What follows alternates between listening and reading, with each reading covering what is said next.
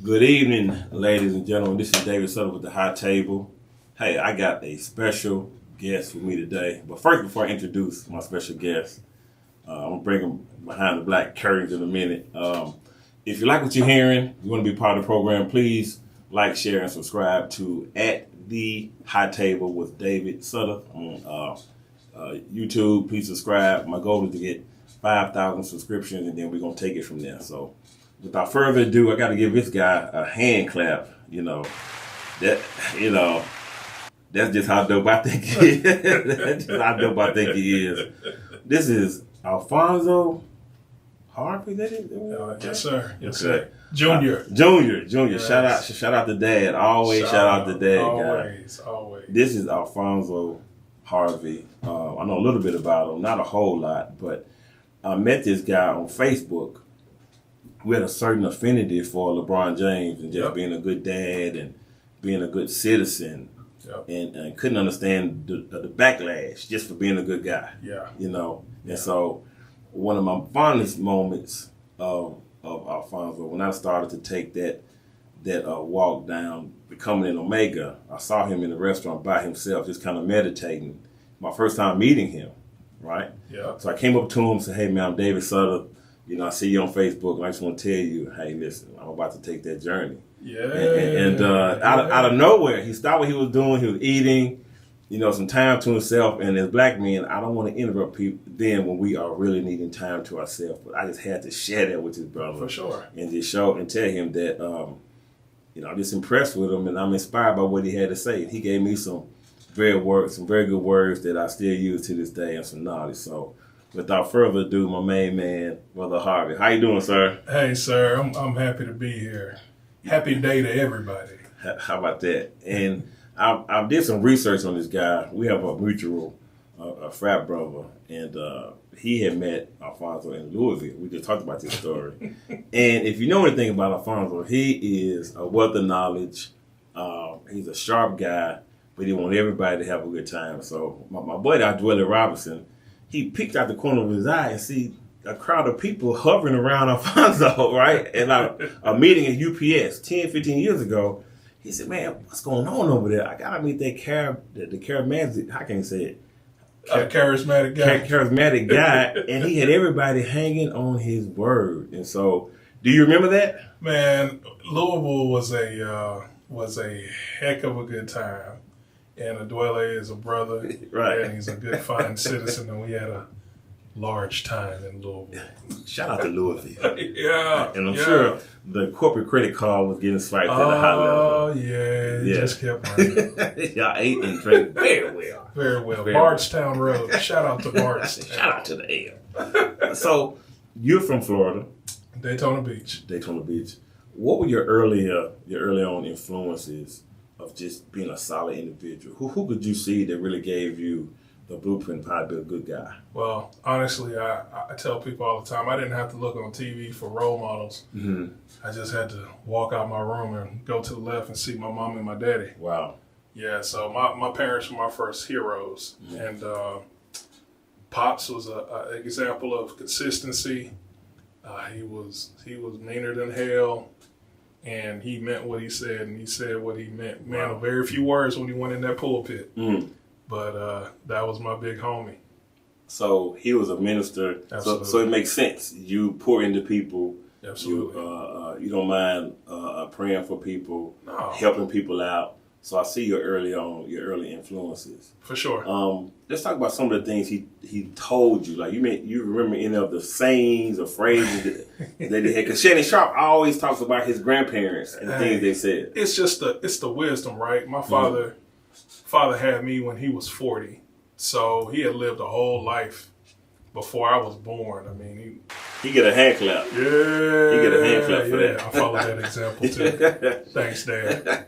But he was a Birmingham boy.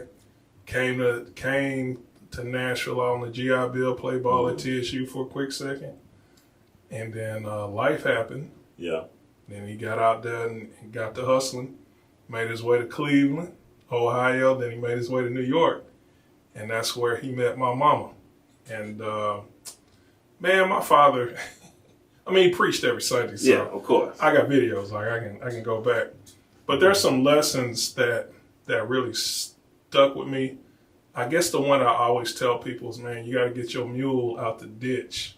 Okay. And what he was saying, or the way I interpreted it was, man, in spite of what you want to do, you got to do what you got to do. Right. You know what I'm saying? If you got a leaking pipe, you got to fix it. Right. Right. I remember we had a furnace, and we had to fit a pipe so that we could have heat in the house. It was like a kerosene stove. Right. Man, I was up with my daddy. I ain't kidding, until 4:30 in the morning. Mm-hmm. And I had to be up at 6. Absolutely. Yeah. And we got it done. Without question. Yeah. So, I mean, it's just, you know, he was a man of, he would, few words, but would always give you opportunities to really see what it looked like. Right. You know, to be accountable, etc. So, shout out to Dad, man. I a lot of days I sit by myself and just shake my head. I'm like, man, you was telling me early, boy. Ooh, thank you. Yeah, and I have a similar story. A pipe had burst downstairs in the ceiling, and it was very cold outside. Very, and my daddy, without further ado, put on a coat and a hat and got the T-bar, went out to the sewage, to the water main, and cut it off. Yeah. And I said, man, I've never seen nothing like that before in my life, because no one had to tell him. No. But he knew we were watching. Yeah. You see what I'm saying? And my mother stuff would happen without question. He would go change the oil, cut the grass. He would climb on the roof. Like your dad, your Superman. He was my Superman, my first hero. And so he would say things like, hey, listen, you got to do what you got to do. Yeah. Stay out the way. Don't talk too much. Watch your friends. Can we get one for Big Sud? Oh man, shout out to Sud. Come on now, yeah. You know, being a 6'4" guy in the Navy. Yeah. Service country, was in the Korean War. My dad was too. Yeah. See, that's that connection. Yeah, he was an Army man. Yeah. And so came back to TSU, met my mom at A&I.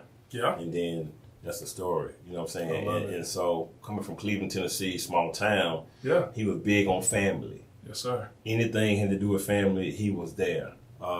He come from a situation where his dad was like around the corner. Mm-hmm. One of those things, had his situation and had to walk past his daddy's house every day. So he didn't want that for us. Yeah. You know, and so now I find myself, my son who's 7 hours away, I make sure I tap in. I make sure he's here now. Absolutely. Intentional. I got to do it. Yeah. And so your dad was your hero. Yeah.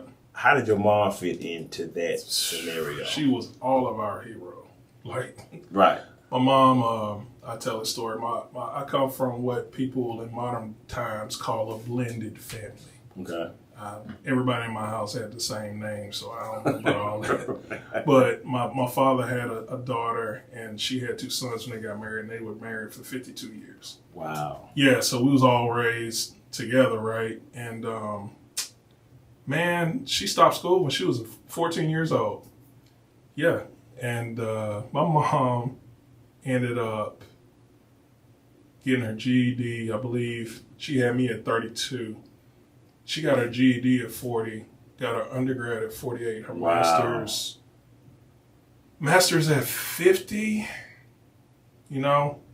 Wow. Yeah, so like in molecular biologist, like not you know. Right. Stuff you gotta concentrate in. And end up being National Science Teacher of the Year and end up being a college professor. Like, my mom's amazing. Wow. Shout out to moms. Yeah, come on, man. Come on, man. Yeah, shout out to moms.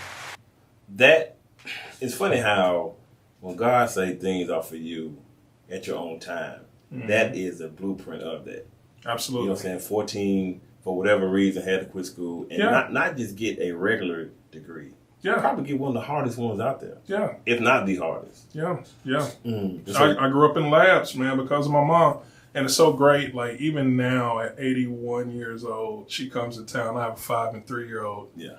And she takes them on the patio and does science experiments with them. Wow. So she poured that into my children. So when it's science time at the school, they want to lead. You know what I'm saying? Yeah. Yeah, it's dope, bro. That's amazing. So you grew up in Florida. Mm-hmm. Let's talk about your sports influences. Oh man. What did you do? What was your first time playing? Who was the guy that you looked at and said, I want to emulate that guy? So my first love is basketball. Okay. I love to hoop, man. I just love everything about hoops, guy. And you know, it was a time, because I'm a little bit after you, but not too far. Okay. Right? Where we would look at Charles Barkley and be like, man, you could be 6'4". Man. You can go grab some boards and be that guy. Not realizing Charles Barkley had like a 40-inch vertical and arms that touched the floor. That is true. Right? And then, of course, we all aspired. MJ was aspirational. He was a modern-day savant. He had cool shoes. He was cool. He had a bald head. He was cool. Yeah, he was cool, man. It was the MJ era. It was Michael Jordan, Michael Jackson, Magic Johnson. Yeah. You know what I'm saying? Like Mike Tyson. Mike Tyson, all them M's, man. So it was, you know, it was the formation. Like, I'm an MTV baby. Okay. So, you know, we watching 1984. We watching Olympics. We watching, you know what I'm saying, sports, like all of that. Just seeing it on TV, which is why I could get into it about why I'm such a LeBron fan. But man, MJ was amazing, and he was amazingly talented, and he was in an emerging market that pumped him in all of our living rooms. True. So he was dope, man. And you know, of course, Joe Green and people like that. I love. I mean, I ain't coming here playing football, but basketball, man. Basketball. Hoop dreams. Hoop dreams. Basketball was the only thing that I've ever done. Played baseball for a day. Me too. It's too hot outside. Man, they threw that ball too fast. Come on now. We ain't doing that. No. You know, 9 years old, bro. Yeah, I'm good. One day. Thought about football, but I saw my brother play basketball, and my brother was my second hero. Okay. I cherished the ground he walked on. I love it. Man, he didn't take me with him, I was crying. I was like that. Yeah. And so when he brought me around the old heads, it was for basketball. Mm-hmm. And so a lot of guys were better than me, but their environment was not better than me. Right. I had Charles Davis. I had Avery Patton. Yeah. I had Michael Jackson. The Michael Jackson that played behind Bernard King and Ernie Grunfeld. Oh, my goodness. That guy from Stratford. Had those guys pointing to me. And so we would go to TSU when Kendall Stevens was alive and played in his summer league. So all these guys would come to town, man. Calvin Garrett played with the Lakers in Houston. They would pour into me. So I'm just a product of the environment of the guys I was around. Everybody didn't have that. Yeah. And, you know, being in Florida, man, just growing up, I played everything. Soccer was fun. You know, good feet. Good feet. Yeah. Right. Yeah. Be a dancing bear. You gotta move. You gotta be agile. And basketball, of course. I never played football until I got to high school because I was too big. Okay. But I took to it like a fish to water. I just love grabbing somebody. Man. Grabbing somebody and throwing them down and hitting that quarterback, man. That was my stuff right there, guy. Yeah, man. But, being in that environment where we had so many, I grew up, you know how people say they grow up with good athletes? Yeah. I grew up with generational athletes. Like, my high school quarterback played 20 years of arena football, bro. Wow. Yeah, 20 years. Ended up getting a ring with Tampa at one point in time. Played for the Cats at one point in time. Wow. And then, of course, we had the little fella Vince Carter, right? Who was my high school classmate, teammate. Really? Yeah. I know that. Yeah. Class of 95. Buck Pride never dies. And he was a drum major. Yeah, he was, man. It was very interesting. I mean, we didn't pay that attention because we was on the field, but Vince was a good dude, man. He still is a good dude. Wow. And then he's a bruh. Yeah, he the bruh. He saw what we was doing down there. Yeah. You know, it was he had no other choice. It's the sci-fi. What you talking about? Yeah, you know what I'm saying? Come on, man. And he ripped it hard, too. Yeah, he do. He came through, I think he's 01, 02. So it's funny, like, we had a coach that came up to Vanderbilt from Bethune-Cookman. His name is escaping. He was a starting quarterback for Bethune-Cookman way back in the day. Rod Reed was on that staff back then. Okay. And he was a big-time bruh. And then he came to Vanderbilt to coach receivers. And we both remember us talking. He was like, man, Vince just crossed at the crib, dog. Wow. He's like, I got to pull up on him. Yeah, absolutely. I got to pull up on him. Because his best friend is my Sands. Okay. He was a year behind us in school. So it's family business. Wow. And You talk about your influences. You love all sports. Mm-hmm. What did you do in junior high? You're a big guy. You know, in junior high, I was growing so crazy, bro. Like going through shoes real fast, knees hurting, all of that, bro. Yeah, so it was basketball as much as I could. Playing flag football at the school. But it was just basketball, bro. I would go through pairs of shoes. Yeah. And I was in an environment where the court was a block away. Right. I'm at the court. Right. I'm outside all day. I'm drinking off a water fountain out here in the park. You know what I'm saying? That was par for the course. Yes, that's what it was. So you from the area where don't you come inside? You come inside, you staying inside. Yes. And you go drink out of the hot water hose. Yes. Yeah, that was my era. Yeah. That was my era. Yeah. And so my mother would drop me off at Hartman Park at 9 in the morning and not pick me up until, 5 when she get off work from Harry. And I would learn how to shoot pool. I would learn how to fight. I would learn how to play tennis, bumper pool. And basketball was last on the list. You know what I'm saying? And talk about lifelong friendships because of sports. Yeah. Whether you play or not, you should be attached to something. Yeah. You know what I'm saying? Yeah. Now, I'm going to tell you, you triggered something. Okay. Because you talk about the park. Now, me growing up, my first love was basketball. Okay. But my first dominant sport was table tennis. What? Oh, guy. Hey. I'm real with it. Hey, king on the court, bro. Really? Yeah. To the point where when I got to Vanderbilt, man, I had a statistics teacher that the only way you could pass his class, because he wrote the book, you had to play table tennis, bro. Wow. Yeah, I earned my grade, but I was up there whooping. My coach was like that at Trevecca in racquetball. Okay. I'm talking about he made that ball cracking too, buddy. First time ever playing racquetball. He beat me 21-0. Like, what is this? This ain't tennis. It's condensed. The ball coming 100 miles an hour. He's playing it back. You think he's going to hit it hard. He'll chop it in half. Make it hit the two walls and die. You know what I'm saying? Yeah, man, dude. So a lot of lessons. A lot of lessons. And I remember, I told my son about this on his podcast that we had together.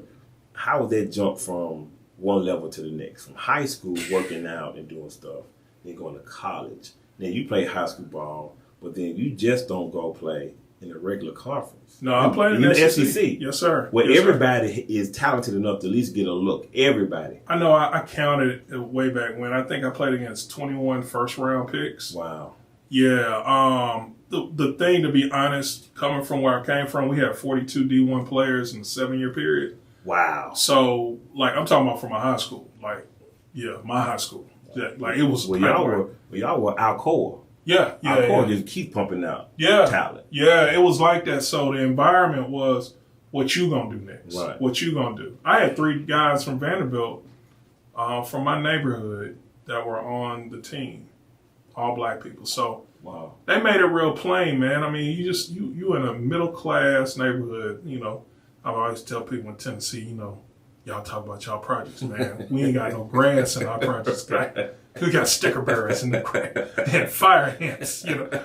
From these just basic neighborhoods, man. Right. And you got 3 black people that make it to Vanderbilt. And then we had another guy, Jonathan. He ended up going to Carnegie Mellon, same street. Yeah. Then Corey around the corner. He went to North Carolina with Vince. Okay. So it was just like, man, just that environment. It was just everybody was trying to get somewhere. Right. Yeah. Iron sharp as iron. End up having a neurosurgeon in my class. Brian. Wow. Man, that's crazy. That's heavy. So you graduated from high school. What was your come to Jesus moment, but when did you realize you really had to buckle up? Your first couple of practices. Talk about that. Just the transition from high school to damn near the pros, the SEC. So, first of all, it was a life transition. I graduated college June 5th. The night of June 5th, I was driving to Nashville. Wow. They got me up out of town, guy. The next morning, I woke up in Nashville. Pop said you got to go. I got to go. He gave me a sleeping bag, a Daewoo TV, and $139 and said, go make it, son. Figure it out. Figure it out. Hey, man, from there, I figured out how to get me a bike up here. Figured out how to get me a job to get that bike, to get my calling cards. So I called my girlfriend. Yeah, of course. You know, it was back on the payphones back then.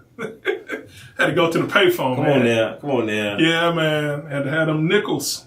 Funny how it used to be a bunch of payphones in the airport. Oh, now you can't find one. No, it's nostalgia when you got to take a picture next to one. Right. Yeah, but it was that adjustment as, no, you're an adult. And then that first conditioning practice where we ran like 13 gassers, you know, which is down and back. So it's like 100-yard sprint. Right. For time. And we had, as linemen, we had to beat, I believe it was 13 seconds. 13 seconds. So you weren't jogging. Down one or down and back? Down and back. So you better get across that field about 6 so you can be jogging on the way back. Right. You know, I mean, keep in mind world records were like 9-something back in the day. So you got a 4-second gap. So you're moving. You're 300 plus pounds and you got to get there. Goal line to goal line. Oh, man. Come on now. Like basically across the field. Across the field. Sideline to sideline. Got it. Yeah, so that was real. And then learning how to take care of my body from there. Getting to play my first game. Against who? Notre Dame. Wow. Yeah, on national TV. Who was on Notre Dame's team? Man, I think that was Ron Powless's era. Okay. Yeah, Lou Holtz was the coach. They actually came here that next year. And we lost the game 7-6 or 14. Oh, wow. Yeah, man, we had our man. Don't get me started. I know. It was a lot of that being a defensive player back in the 90s, hip Vanderbilt. I can it's only imagine. It's all good. I love my brothers on the offensive side. Shout out to all of them. I coached football at Haynes Middle School. Okay. Assistant coach. I had no idea it took that emotion to play. Oh, yeah. Basketball is one emotion, but football, every single day, you got to come and chop wood. And then the games, and we lost the game against, I forgot who it was, man, but we lost on a fumble against the undefeated team, man. We moving down the field, man, and fumble, and I was in tears, dog. I was like, the kids were crying. We was moving. The momentum was shifting. We had a kid about your size. You put him in running back. We couldn't throw. You go that way. And he like 10 yards of carry, 7 yards of carry, man, and got tired, man, and somebody hit him and fumbled, and that was the game.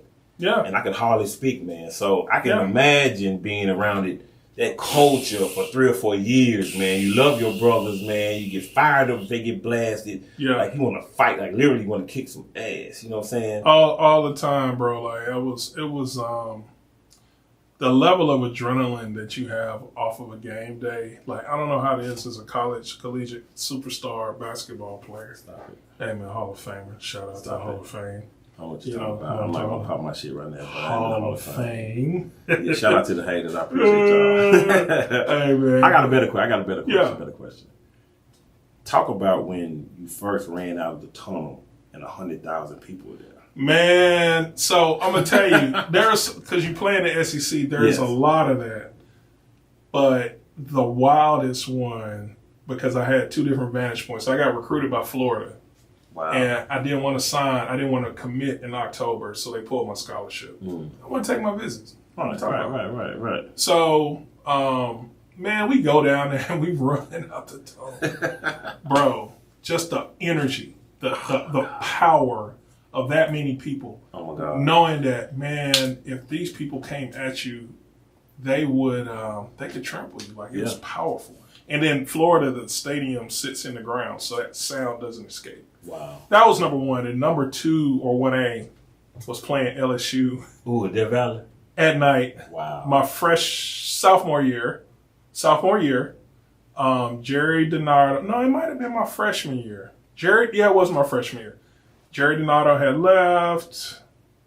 No, it had to be my sophomore year. Okay. He had left. He was a coach, and we didn't let them wear their home whites because they always wore white at home. And it was a nighttime game, man. So we get off the bus, bro. LSU's tailgate starts like 8 miles from the stadium. Wow. Yeah, wall to wall. We get off the bus. Old women are throwing us the finger. Yeah. I mean, it was nuts. Man. And then you get down in the stadium. It was just like Florida. It was like down. But, bro, you walking out past a Bengal tiger. A real one. And it's roaring in a cage. Like me to you, man. It was nuts. And everybody been drinking all day? Oh, my goodness. Man. The things you heard was just... Man. I mean, you don't even remember all you heard was, ah. Right. You know, and then LSU's chants, because they all drunk as hell. But, yeah, man, that was powerful, bro. I played small college basketball, and I've often wondered what it would have been like to play against the Duke players and the North Carolina players. How did you rank yourself against the elite? You see guys on the board that have pro potential, but you went against them. Did you take it personal, or are you just another day at the office? So to be honest with you, this is the Vanderbilt in me. My mindset was, man, I'm here for a good time, not a long time. Right. Because there's going to be life long after this. Okay. And we're all going to become an ex-athlete. Let me figure that out. Mm. Let me figure out what's going to be next, because I wasn't interested in being a pro athlete for real. Like when I came out after my senior year, I was the defensive player of the game for us against Tennessee. They couldn't run the ball inside. They ran on the outside and killed our DS. It was the year they won the national title. Okay. And I was like, man, I did it my way. And I was done, bro. I didn't came to training. I had an agent that wanted me to leave school and go work. I'm like, bro, I got 6 hours left at Vanderbilt. You crazy as hell. Right. So I got that done, and I was like jogging on the treadmill to train. Pulled my hamstring on my pro day. That'll do it. Yeah. But a cool full circle moment, me and Joe Green actually worked me out. Wow. Yeah. And he was like, yeah, when you get in the pros, you got to work on this. And I'm like, okay, sorry. Wow. You'll never see me again. How big was he? Was he a big guy? 6'5". Yeah. But I will tell you, there was a kid, we're the same age, but Clee did his son. He had the same numbers as me, same measurables. Yeah. And he probably had a better agent. He ended up getting a $25 million deal. Wow. A couple of years later. So I thought about that. But other than that, man, I was cool with it. You know, it's to go back a little bit, you know, making peace with your own athletic morality. Yeah. I think I've heard Eddie George say he struggled even with depression after he retired because he didn't have that 70,000 people roaring for him, you know, making noise for him, and it took him a while to adjust. You made that adjustment early on. You think that benefited you better once you got done with college? You was like, I was done with it. Yeah, I just didn't want to be 26 in gym pants talking about I'm training. I'm working out for something. Man, bro, I went and got me a great degree. Yeah. And let me go shovel my SHIT right now. Right. So when I'm older, I ain't gotta do this. Well, in the South, Vanderbilt on your resume means something. It still does. In the world, in sir. the world, sorry. In the world, sir. Get me together. Top 11 university in the country, sir. What was I thinking? Yeah, 4% acceptance rate, sir. What was I thinking? Mm-hmm. So what'd you make on the ACT? First time I took it, got a 34. Really? Yeah. Okay, well I didn't make a 34. Yeah. You know. Yeah. It's all good, man. It's all good, you know. But the thing though, honestly, about Vanderbilt it was about learning systems. It wasn't necessarily about how intelligent you are. I mean, that is kind of like everybody, like going on an interview. Everybody at the interview wearing a suit. Right. Everybody there smart. Right. How do you learn? How do you maneuver? Right. Because it's a system. You got to learn the system. Right. You know what I'm saying? There's certain study groups you need to get in. There's certain fraternities you need to be friends with. Right. Because they got study guides. You know, there's certain pitfalls you need to avoid.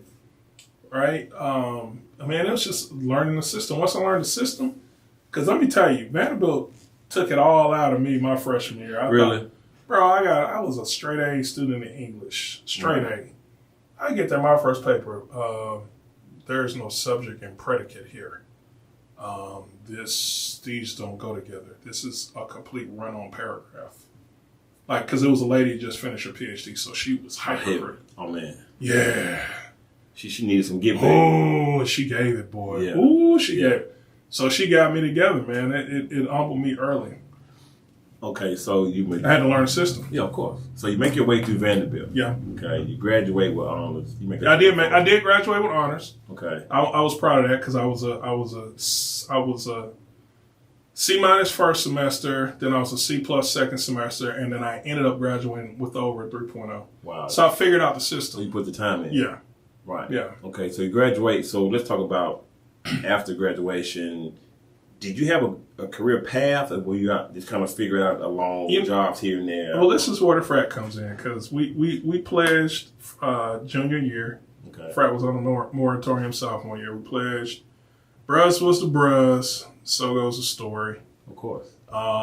We are initiated in our senior year, and one of my first friends I met was a brother from Middle Tennessee State. Okay. And man, we just clicked tight. And my friendship with him, friendship truly is essential to the soul. I agree with that. I went to our career center and I couldn't find anything. No, I take that back. I was looking for something when I graduated, and he gave me my initial job when I got out of college. He got that for me. Me and him getting after. He was a teacher and we was moving furniture. Shout out to that. Right. Yeah, moving furniture and installing office furniture and stuff. And that experience, because I had no experience, enabled me when I went to the career center. I saw a job for UPS, a management training program. I went for the interview, and the guy that interviewed me knew my buddy from Middle Tennessee State, and I think he was a Sigma. But all Greeks stick together at that point. Absolutely, at some point. Yeah, so he looked out, and that led to a 15-year career. Wow. Mm-hmm. Wow. Yeah, man, it's smooth. It's smooth. So you was UPS. I mean, you was UPS. I can't stop today. You was a UPS, and then we talked about off camera about how you started your current business. Yeah, right? yeah. Let's talk about that for a second. Yeah, so I got a lot of people. They get about 35, 34, and they're like, man, I got to get out of here. I see the walls closing, and I got to do something different. Right. And I was no different. I was in a situation where I was getting passed over, even though I won awards for how good I was in my job. I'll never forget my old manager said to me, Alphonso, you're a top 3% performer, but, this is how you talk. Oh, wow. But, you have a website called alphonsoharvey.com, and you promote parties on there. And when you do things outside of the job, you got to let us know. Wow. Yeah. And he was like, because I sell real estate, and I had to let everybody know. I'm like, man, y'all up here coming with this bullshiggity all day. And I'm like, man, you trying to figure out a way to get your boy in. So I knew I needed to find my exit. So from that job, I was in sales. I'd had an opportunity to be a business consultant. Okay. I had like 5,000 businesses all downtown Nashville. One of them was this company that was in healthcare. Did a whiteboard session with the CEO to figure out his pain points because he was growing rapidly and needed some solutions to help him speed his revenue cycle. Wow. So I put the solution in place, and from doing that whiteboard session, I was like, man, I need to get in healthcare. I'm tripping. So my buddies, the short version is all my teammates are either you leave Vanderbilt and you go be a pharmaceutical rep, or this is all the brothers, you're a pharmaceutical rep, or you go be a high school principal, something like that. One of those two. And my farmer friends gave me a path. I got down that path, and then I started helping people recover from surgery. And then from there, me and my fiance, now wife, we started a family. And shout out to the midget. Yeah, the MRS. MRS. It's not wifey, it's MRS in the house. Shout out to Black Love. Man. Yeah, man, it's a beautiful thing, man. Shout out to Black Love, man. Yeah, but she was a Patreon of my business. Everything I ever brought to market, she had. And then when she was pregnant, she put all that stuff in the closet. When she was pregnant, she started pulling it out, and I asked her, why are you using it now? And she said, because it makes me feel better. I said, man, light bulb moment. Ding, ding, ding. Had already been inspired from our trips to the hospital when, her birth journeys, us having multiple people in the room before COVID, the rules changed with COVID. But we had 10 people fighting over armbands. And when I left the hospital that first night, and I saw a lady there with her grandmother, and I was like, man, that's all the help she got. So I need to be more helpful. Right. I don't know what I can do, but I created a company called Help to Moms. Wow. So now we're a breast pump provider. We're the biggest black-owned breast pump providing company in the world, in the country, on the globe. Yeah, man, we just trying to make our mark, because honestly, too, the third reason is I'm tired of talking about mortality. I'm tired of women dying giving birth, and I want to do something about it. So I have products that help with that. That's paid for by the insurance. Wow. So shout out to that, because you helped me when I had my hip replacement surgery. Yeah, man. Them things on my calf. Yeah, the compression devices. Yeah. Simple stuff, bro. Right. Simple stuff, bro. I'm glad you remind me. It's been so many people I've been able to touch in that regard, because that blood circulation, we take for granted the ability to ambulate blood. And if you can't get up and stand, this is why your Apple Watch tells you every hour, all 90% of your blood pumps through your calves. Okay. So if you don't stand up and you don't walk, you ain't pumping no blood. Right. And that can lead to all kind of problems in your body. Yeah. Wow. So you start that company. Yep. Talk about some of the things you've seen prior to. You touched on it a little bit. Moms by themselves. Yeah. Like how? Let's talk about that for a second. So what I've seen in general, because we're a for-profit company, but we interact with nonprofits all day. Right. And what I realized was that nonprofit organizations, it was actually your line, believe it or not. Absolutely. I remember going to an event at the Northwest Y, and brothers was serving up hamburgers and hot dogs. Yeah. Yeah, giving away bikes and health care. Backpacks and everything. Oh, man, it was like 2 family shows. Yeah. And I was like, I conversely, I did an event because I'm a marketer. I mean, I like to have people have a good time. I like to get people together. So we did a Mother's Day, Labor Day event for moms, where we had a massive giveaway at Centennial Park. Man, we had 948 moms registered. What? We shut down Centennial Park. It was like the 90s in Nashville. Oh, man, on Sunday. It was on Sunday, too. Look, the park ranger. Shout out to Sunday. Yeah, Tupac. Hey, Tupac all day. Heavy on Sunday, guy. I mean, going to the mall and get a new outfit. Yeah. And then going to Charlotte skating rink and Rivergate skating rink. Heavy. Come on, man. It was good times, brother. I was here in 95. I was here, bro. We probably crossed paths then. Oh, you did. You was an OG back then. I was a young scallywag trying to make my way, man. A young athlete back then. You couldn't tell me nothing. But them arrogant bruh, the football players, have their t-shirts cut in half. Oh, yeah. Hey, bro, as little clothing as possible. You gonna see what I done worked on. What you said. It's hard to get this. Hard to get this. Man. But yeah, bro, so, just the life journey that I'm seeing nonprofits, doing well. So what I've tried to do is, along our way in educating folks about what we do, we align with nonprofit organizations so that they can get their message heard and they can reach the people. So I worked with Meharry the last 2 years on various projects. I'm on a maternal health commission right now. I'm also, worked on a project where we talked about vaccinations, whether it be in COVID, Tdap, or flu for pregnant women, because we have the population. So. We just, that's my space, man. It's my give back. It's where I can do good. And I always tell people, you can do well and good at the same time. And, it's public-private partnerships need to happen. Right, I agree with that. Yeah. And so that turned your mission. I got to go back to your heroes. Yeah. You're part of them. They're part of you. I'm sure your dad was a preacher, a minister. And he gave a lot in the church. Oh, my God. Do you see a lot of similarities in his giving and your giving? Yeah, but I'm the next iteration. So what I mean is, like, my father was, man, I can only imagine. Back the shirt off of his back. Yeah. Right? People come to the house 2 a.m, Rev, I need to speak on my behalf.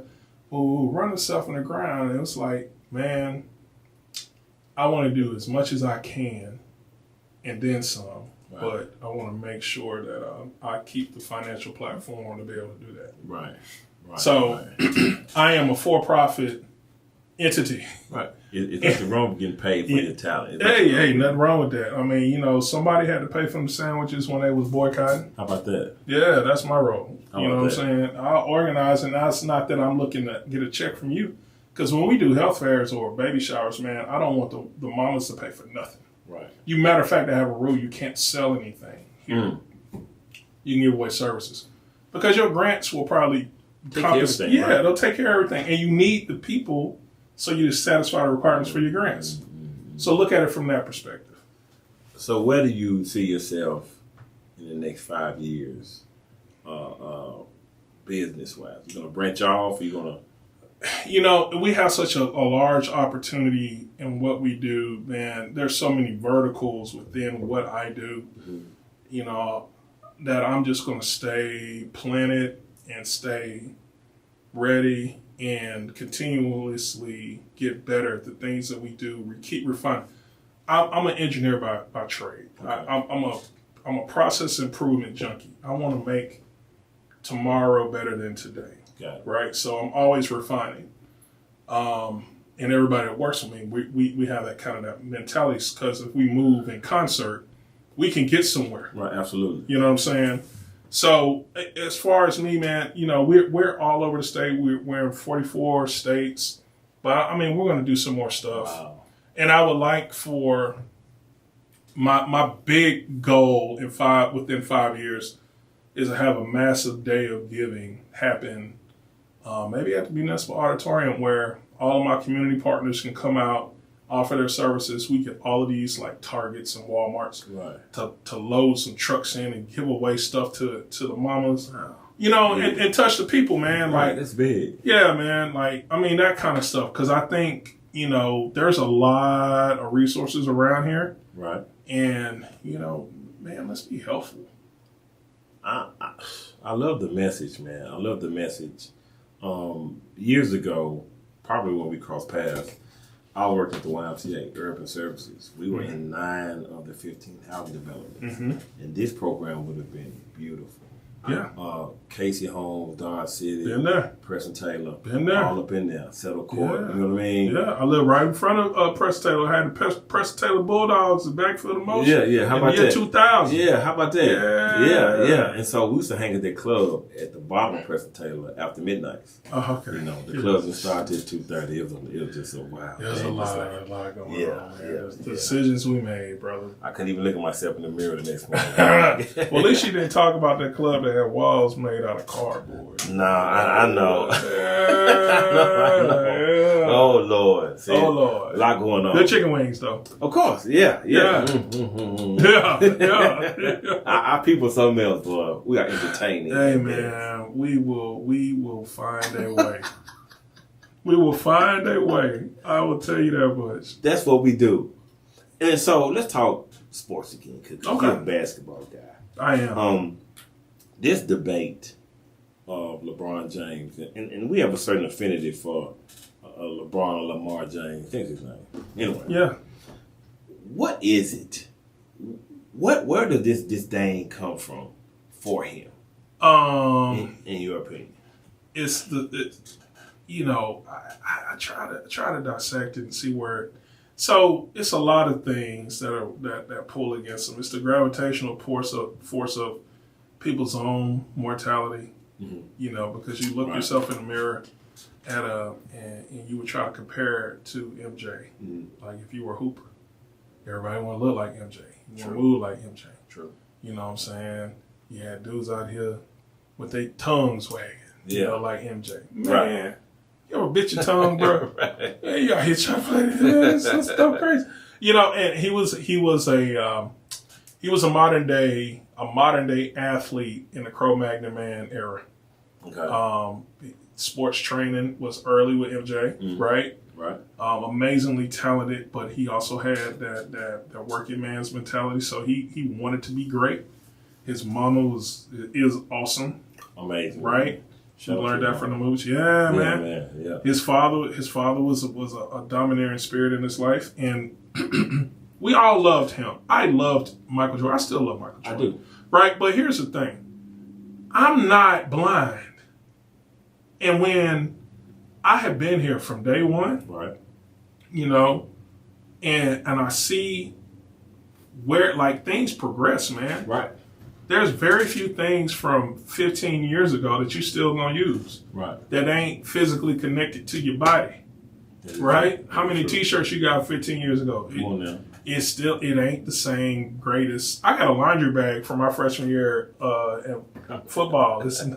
My wife has it's got so many holes in it. She keeps just braiding the holes for me because she know I won't give it up. But it's 35 years old, man. Wow.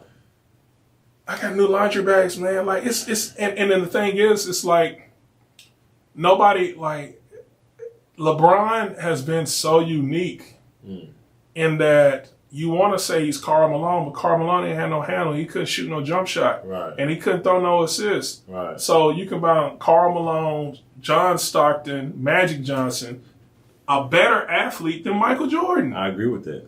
Come on, man. We ain't seen that. You know what I'm saying?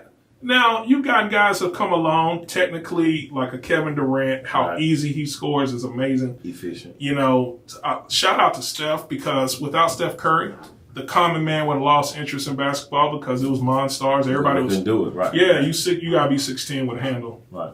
And shoot 37% from three to be in this league. That's true. I mean, without Steph making it where the modern, and he's 6'3", like he ain't small. He's not a little fella. No, man. But the point is, you know, these guys are so unique, and we've not seen a player come through the modern era. Like Jordan was so fortunate; his path was so narrow. How he made it through, right? True. You know what I'm saying? Like, and if anything was new, like what we have now, if the cell phones were around, oh my God, oh, the social media where everybody is a reporter. Oh God. Come on, man. I have a true story. I was in a club in a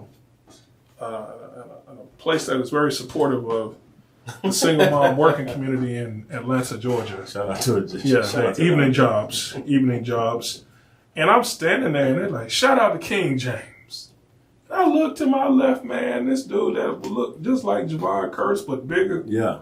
With some Dolce & Gabbanas. He was in there with no security. I said, man, this dude right here had himself a time. It's 20 plus years ago. But point I'm making is he was different, man. He was different.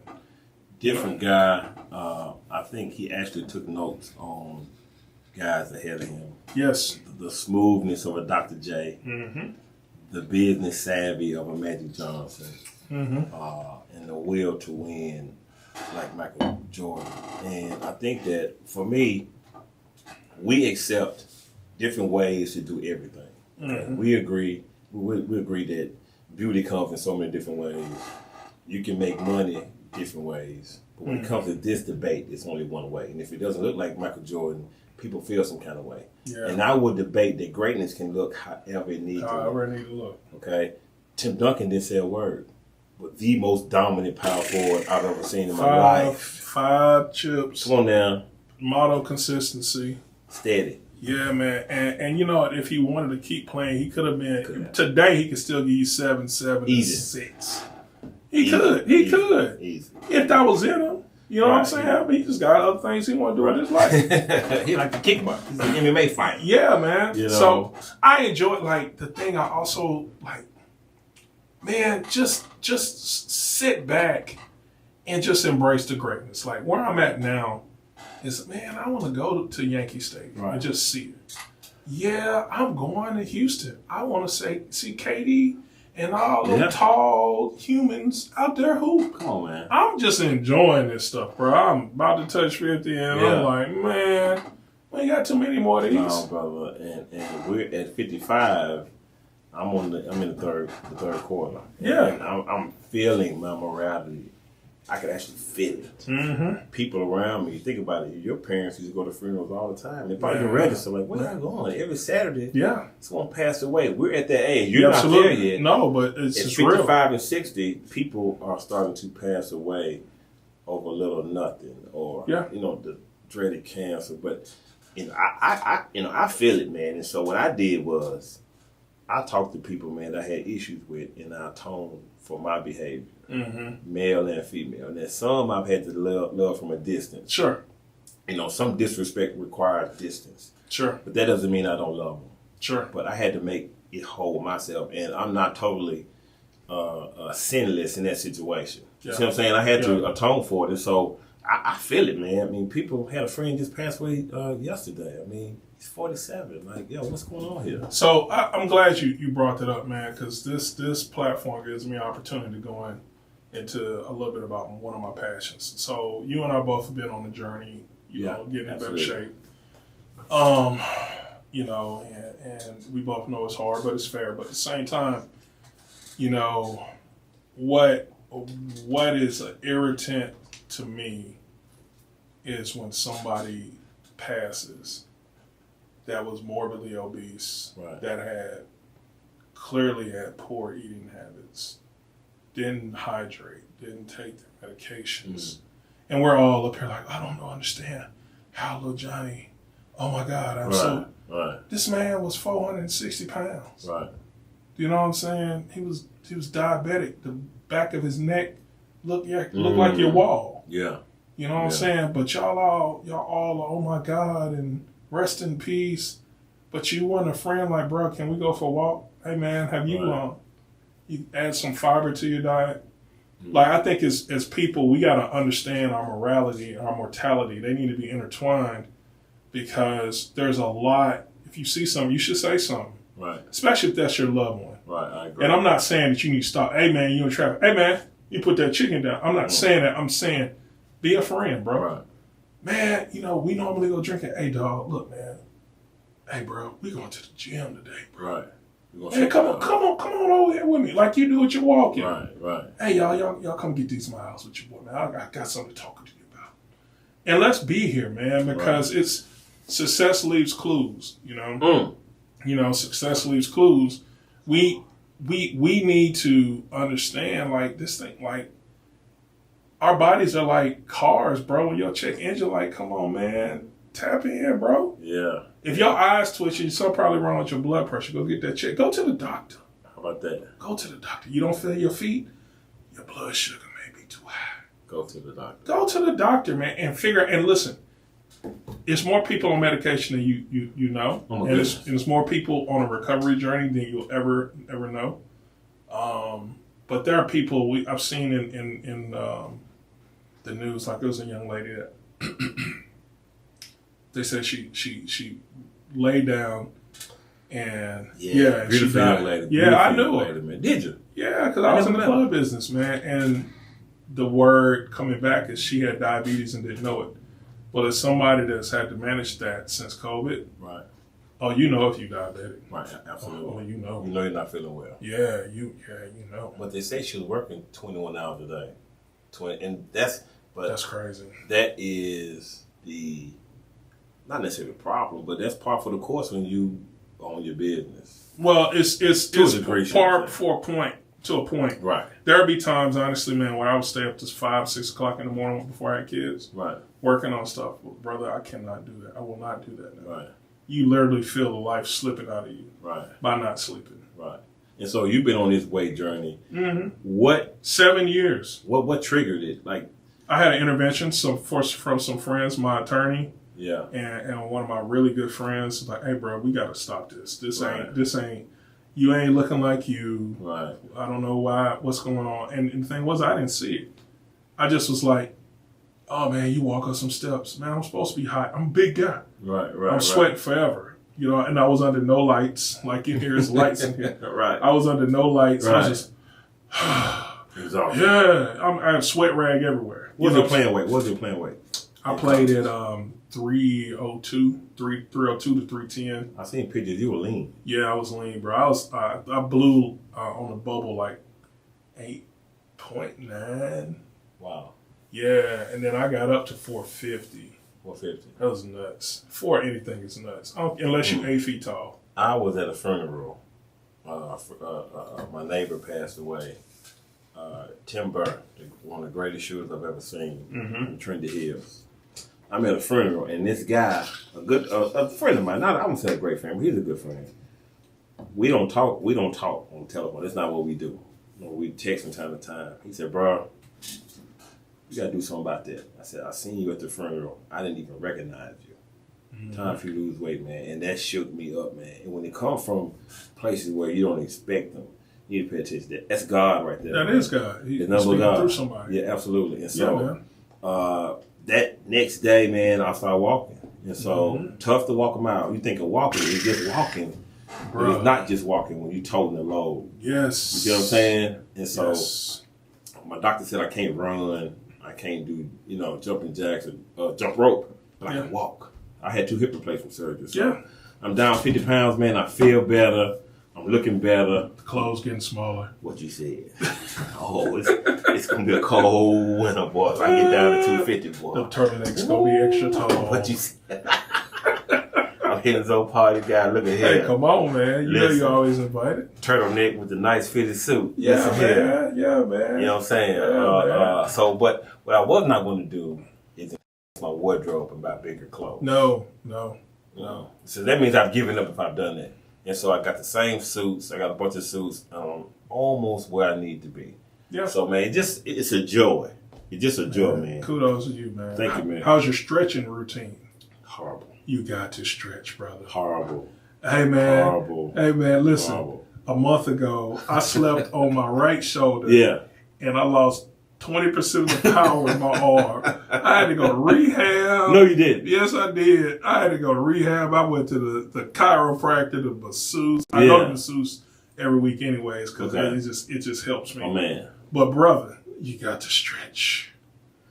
Yeah, no, it hurt to stretch. Boy. Hey, well, imagine what's happening because you're not. That is true. Yeah, man. That is true. Yeah, so, any pain or ailments from playing the SEC for 4 years? Man, I played as a bow-legged man playing football, brother, so my left knee is shot. Is it? Oh, man, it's trash. But, you know what I do, honestly, is the lymphatic massages, getting the inflammation out. I do red light therapy. I bought a unit that you can keep it with you, and it takes the inflammation out, bro. Wow. Everything to manage pain without pills. That's what I built my business off of. Okay.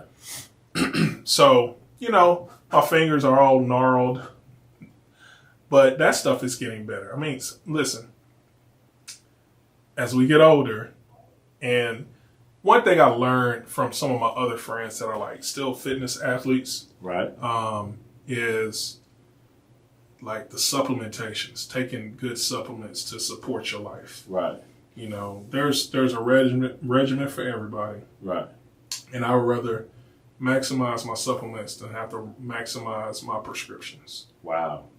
You dropping bars today, buddy. I'm just telling you, bro. Bars, I'm just telling you. Get you a pill organizer and get you some supplements, y'all. There's stuff out here that helps you in everything. Natural stuff. Natural. It's natural, man.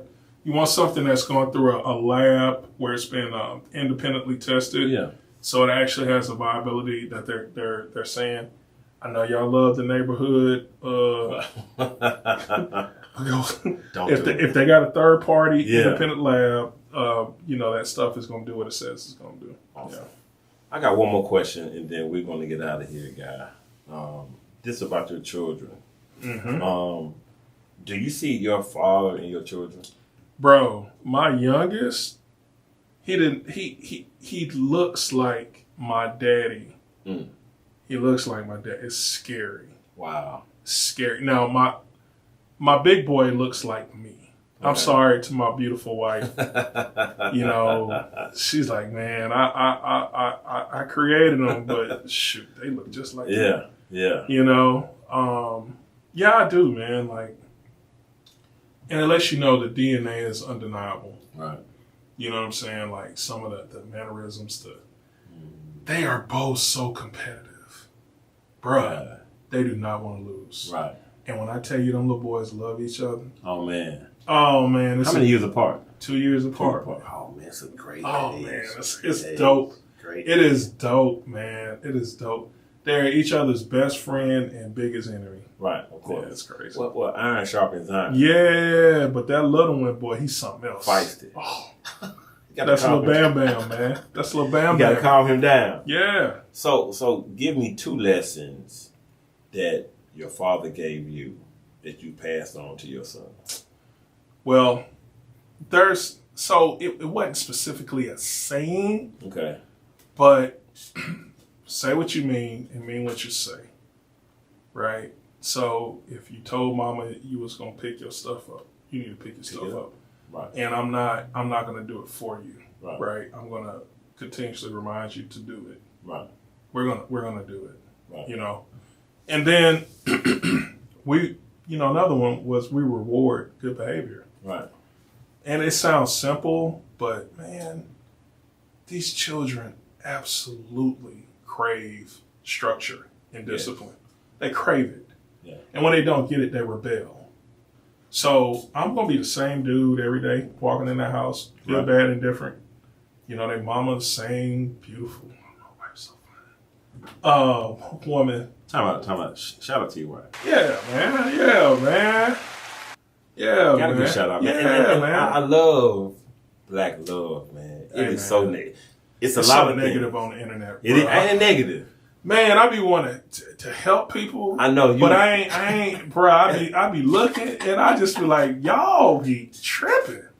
It's tripping. We was talking about that this morning. We was listening to the radio, and I'm like, listen, if your life didn't start out with the two people that had the babies, and then y'all in the same household, and then your babies, and when you have deviations from there, like one parent's no longer in the house, or you all have children before, and you bring like there's the variations. You got to adjust. Right. You got to adjust. Right. And if you don't, man, it's just gonna be trouble in paradise. You know what I'm saying? So I wish everybody well.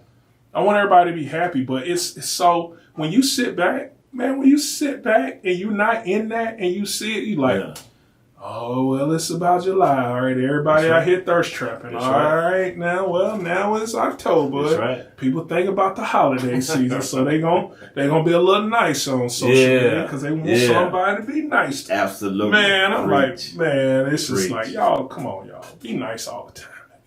I think, and I'm going to leave with this. If we're not careful, we're going to expectation ourselves right out of the dating pool. If we're not careful. Oh, it's already happening. Yeah. Yeah. Listen, man. I don't have to be a disciple of any of these dating gurus because it's all tough. But if you begin with love, you can end with love, is my opinion.